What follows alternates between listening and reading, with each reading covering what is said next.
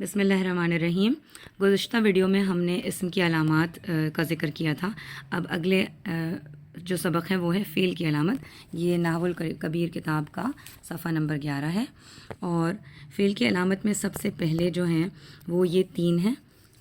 ان میں سے ایک ماضی ہونا، دوسرا مضارع ہونا، تیسرا امر ہونا۔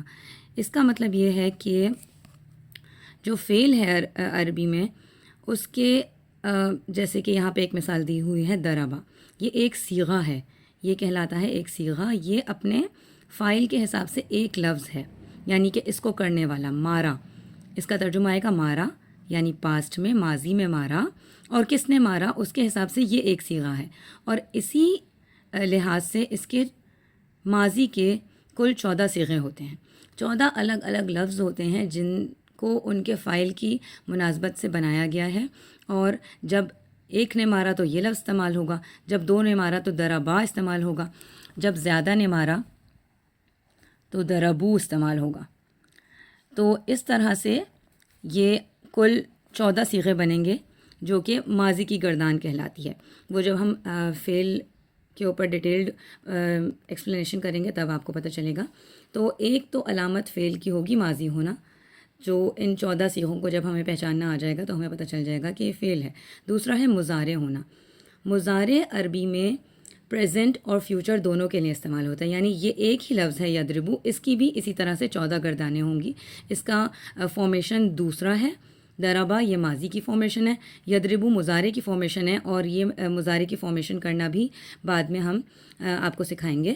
تو اس کے بھی 14 ہی صیغے ہوں گے اس کے کام کرنے والے کی مناسبت سے۔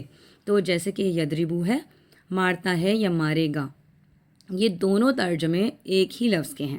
اب ہمیں کانٹیکسٹ سے پتہ چلے گا کہ ہمیں پریزنٹ کا ترجمہ کرنا ہے یا فیوچر کا ترجمہ کرنا ہے، لیکن یہ یاد رکھیے کہ پریزنٹ اور فیوچر کے لیے عربی میں صرف ایک ہی لفظ استعمال ہوتا ہے، اور وہ مضارع ہے، اور ہمیں آگے اور پیچھے کے سیاق و سباق سے پتہ چلے گا کہ ہمیں اس کا پریزنٹ کا ترجمہ کرنا ہے یا فیوچر کا۔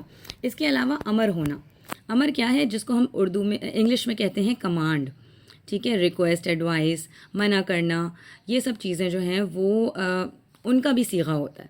یہ جیسے اضرب ہے، اس میں کہا گیا ہے کہ مارو، تو اس کی بھی الگ فارمیشن ہے، وہ مضارع سے بنتا ہے، لیکن اس کے ڈیٹیل میں جانے کا ابھی موقع نہیں ہے کیونکہ آپ کنفیوز ہو جائیں گے۔ تو جب ہم مضارع کے بعد امر بنائیں گے تو بہت ہی آسان ہو جائے گا۔ لہٰذا پہلی 3 علامات ماضی ہونا، مضارع ہونا، امر ہونا، یہ ان کو یاد کرنا ہے۔ جب یہ ہم سمجھیں گے فعل کو تو یہ خود بخود سمجھ میں آتا جائے گا۔ یہ تو ہے کہ وہ بذات خود کیا ہو۔ فعل میں 3 تقسیمات ہیں فعل کو پہچاننے کی علامات کی۔ تو ایک یہ ہے کہ وہ بذات خود کیا ہو، ایک اس سے پہلے لم ہو، یہ لم کا لفظ آپ کو نظر آئے گا تو پتہ چلے گا کہ آگے آنے والا لفظ وہ فعل ہے۔ لمہ کا لفظ اس سے پہلے نظر آئے گا تو پتہ چلے گا آگے آنے والا لفظ فعل ہے۔ لائے نہیں، جو میں نے آپ کو بتایا کہ منع کرنا، امر میں کام کرنے کا کہا گیا ہے، اور منع کرنے میں نہیں میں کام سے منع کیا گیا ہے، تو اس کے لیے ہم لا لگاتے ہیں اور اس کو بھی بناتے ہیں مضارع سے، اس کو بعد میں دیکھیں گے۔ تو لا تضرب یہاں پہ دیا گیا ہے نہ مارو، تو یہ لائے نہیں ہے، یعنی کہ نہ منع کرنے کی، لا نیگیٹو کی، کسی چیز سے روکنے کے لیے جو لا لائی گئی ہے لائے نہیں کہلاتی ہے۔ تو وہ جس لفظ سے بھی پہلے ہوگی تو وہ ہمیں پتہ چلے گا کہ وہ فعل ہے۔ اگلا ہے لام امر ہونا۔ امر کا صیغہ آپ نے دیکھا پہلے ہے، اس کے علاوہ لام امر ایک الگ ہوتا ہے، اس میں تاکید کا معنی آتا ہے۔ جیسے یہ اضرب ہے تو اس میں کہا گیا ہے کہ ضرور مارو، تو لام امر یہ صرف یہ جو لام شروع میں آ رہی ہے اضرب مارو ہے، اور لام امر جو شروع میں آ رہی ہے یہ بھی آپ کو بتائے گی کہ آگے آنے والا لفظ جو ہے وہ فعل ہے۔ ان شرطیہ ہونا، ان شرطیہ یعنی کہ اگر آپ نے ایسا کیا تو یہ ہوگا، تو اگر کے بعد فعل ہی آتا ہے، اگر کے بعد اسم نہیں آتا۔ آپ چاہیں تو اپنے طور پہ ایک جملہ بنا کر دیکھ لیں جس میں اگر کے بعد آپ کوئی اسم لا سکیں۔ اردو اور عربی کے تھوڑے ویسے بھی ڈفرینٹ ہوتے ہیں قواعد، تو یہ چیزیں یاد رکھنے کی، بس لام، لام امر، لم، لمہ، لائے نہیں، ان شرطیہ بھی ان میں سے ایک ہے کہ ان شرطیہ جب ہوگا تو آگے آنے والا فعل ہوگا، جیسے کہ ان تضرب اضرب، اگر تم مارو گے تو میں ماروں گا، یہ اس کا ترجمہ ہے۔ سین ہونا اکثر آپ نے قرآن پاک میں ہی پڑھا ہوگا، کیونکہ قرآن پاک کے علاوہ کوئی دوسری عربی کتاب ہم نہیں دیکھتے، اس لیے میں قرآن پاک کا ہی آپ کو حوالہ دیتی ہوں، جیسے کہ سیقول۔ تو سین جو ہے جب شروع میں ہوتا ہے تو وہ فعل ہوتا ہے۔ سوفا، سوفا شروع میں ہوتا ہے تو وہ بھی فعل ہوتا ہے۔ آپ ضرور قرآن پاک میں جا کر ان کو ڈھونڈیے اور اس کی نشاندہی کیجیے۔ جو نوٹ بک آپ نے بنائی ہے اس میں ایک صفحہ آپ فعل کی بنا لیجیے اور آیت کا نمبر ڈال لیجیے کہ آپ نے یہاں سے یہاں تک دیکھا اور آپ کو اتنے افعال ملے، وہاں پہ فعل کی جمع افعال ہے تو آپ کو یہ چیزیں شروع میں ملیں گی، لام، لام امر، ان شرطیہ، سین، صوفہ، اسی طرح سے قد، تو قد ضربہ، ضرور مارا، یا تحقیق آتا ہے اس کا ترجمہ، جب آپ قرآن میں دیکھیں گے تو تحقیق آئے گا۔ قرآن سے دیکھنے کا فائدہ یہ ہے کہ قرآن کا ترجمہ ہمارے پاس ہے، اور جب آپ کو کوئی وہاں پہ ان نظر آئے گا اور اگر آپ دیکھیں گے نیچے ترجمہ میں اگر کا آ رہا ہے معنی، تو آپ فوراً پہچان جائیں گے کہ آگے آنے والا لفظ فعل ہے۔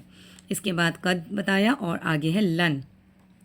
لن بھی منع کی تاکید میں آتا ہے کہ ہرگز نہیں، یہ ترجمہ آتا ہے لن یضرب، یعنی کہ ہرگز نہیں مارے گا یا مارتا ہے۔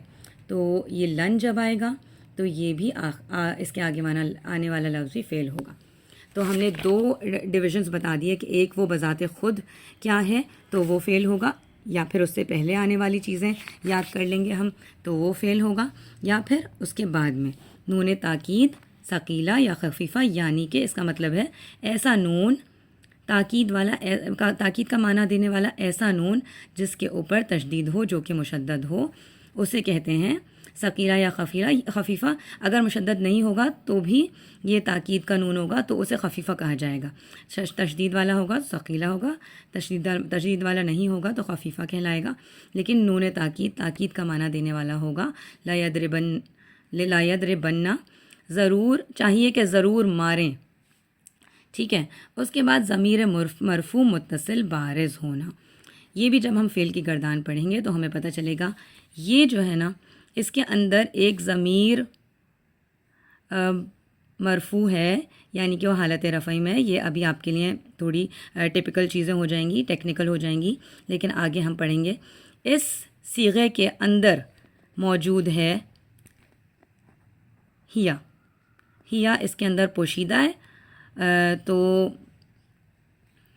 اس کی وجہ سے اس کو کہا جاتا ہے ضمیر مرفوع متصل بارز ہونا، اور یہ اس کے ساتھ متصل ہے اور پوشیدہ ہے۔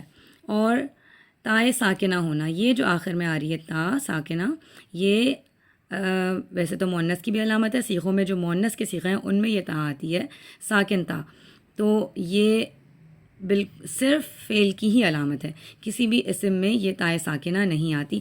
اسم میں آتی ہے گول تا، جو ہم جس کا ذکر پہلے کر چکے ہیں اسما کے علامات میں، یہ والی داربتن، ٹھیک ہے۔ تو جب تائے ساکن آئے گی تو وہ ضرور فعل ہوگا۔ اس کے بعد ہم اسی ویڈیو میں حرف کو بھی کور کر لیتے ہیں۔ حرف کی علامت، وہ کلمہ جس میں اسم اور فعل کی کوئی بھی علامت نہ ہو، تو جب آپ کو اسم اور فعل کی تمام علامات یاد ہوں گی اور کوئی ایسا کلمہ آ جائے جس میں اسم اور فعل کی کوئی علامت نہیں پائی جا رہی تو وہ ڈیفینیٹلی حرف ہی ہوگا، جیسے کہ من، الا اور باقی جو ہم نے آپ کو پچھلی ویڈیو میں بتائے تھے۔ اسی کتاب کے صفحہ نمبر 79 پہ حروف جارہ ہیں، باؤ تاؤ کاف و لام واؤ منز مسخلا ربا حشا من عدا فی ان علا حتی الا، تو یہ سارے حروف ہیں، اور جب یہ جہاں پہ بھی آئیں گے اور اس میں کوئی اسم اور فعل والی علامت نہیں پائی جائے گی تو آپ کو پتہ چل جائے گا کہ یہ حروف ہیں۔ السلام علیکم ورحمۃ اللہ وبرکاتہ۔